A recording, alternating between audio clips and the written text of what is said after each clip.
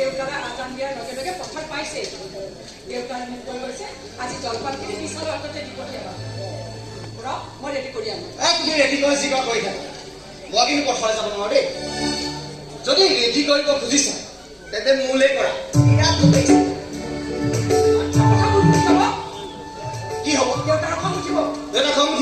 উঠ মই কিন্তু নাযাওঁ দেই নহ'লে এটা কাম কৰ কৃষ্ণ এনে গাঁৱত জয় পাতিলে নহ'ব নহয় দুই এটা কামত সহায় কৰি দিব লাগিব কৃষ্ণক জলপান দিব ক'বলৈ তোৰ লাজ নালাগি এয়াহে ছোৱালী দেখিছা আজিকালি দেখোন সকলোৰে ঘৰে মহিলা তই কিয় নোৱাৰিবি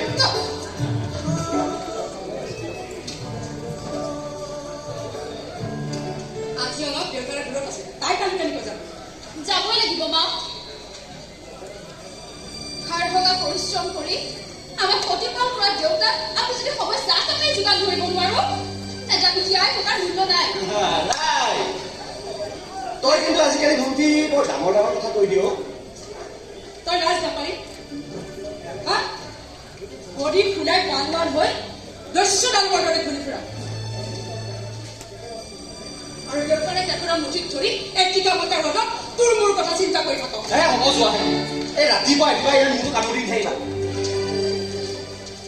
শুন বডি বনাব লাগে সুস্বাস্থ্যৰ বাবে আৰু সেই স্বাস্থ্যৰ বলত যাতে তই শ্ৰম কৰিব পাৰ বাংবান হৈ মাৰপিট কৰি ঘূৰি ফুৰিবৰ বাবে বডিৰ প্ৰয়োজন নাই